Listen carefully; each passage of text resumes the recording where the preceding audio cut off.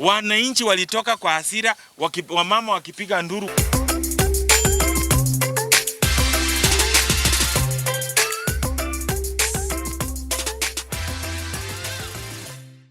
Now, yesterday on 29th of July, Ringtone Apoko held a brief press conference with media.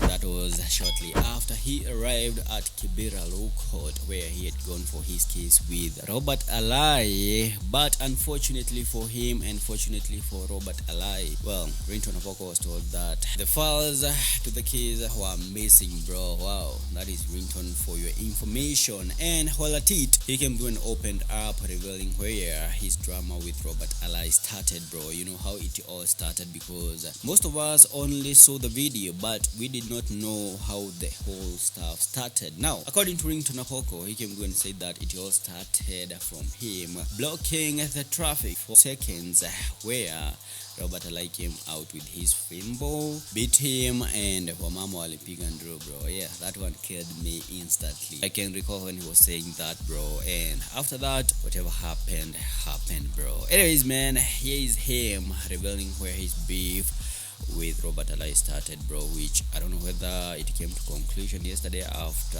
files were allegedly missing, or it will continue. Anyways, enjoy this video. Subscribe if you haven't. Follow me on Instagram, blissca.ke, and I'll see you in the next one. Ningependa tu kujua kitu kimoja.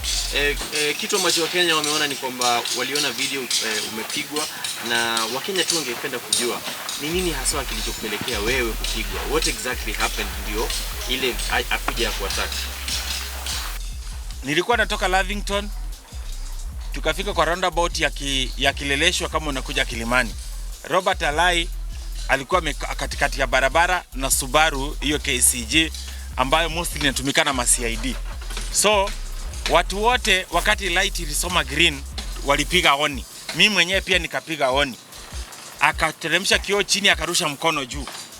Watu tukaendelea kupiga honi kwa sababu kwa roundabout kila mtu ametoka nyumbani yako na mahali anaenda. Wakati aliingia kwa roundabout, mimi nilimfuatia kwa haraka.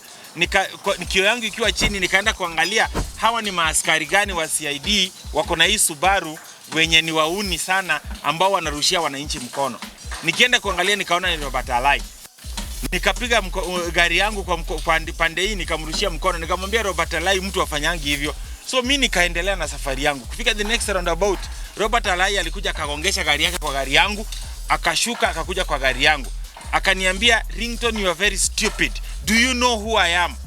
Nikamwambia, "Me, I know who you are just Robert Alai." Na nikamwambia, "You are a public figure like me. Na huu ni utoto. Wakenya wote wanaangalia." Robert Alai aliniambia, "Wacha nikuoneshe utoto ni nini." Na akaenda kwa gari yake akabeba rungu. Mimi nikaangalia amebeba rungu, nikapandisha kioo na nikafunga lock kwa gari yangu. Alikuja akapasua kioo ya gari yangu, mara ya kwanza, ya pili, ya tatu kioo ikaisha. Ya nne akanigonga kwa hii mkono because nilificha uso wangu. Mara ya tano akanigonga hapa na akanigonga hapa. Wananchi walitoka kwa hasira, wamama wakipiga nduru, watu wote wakipiga nduru.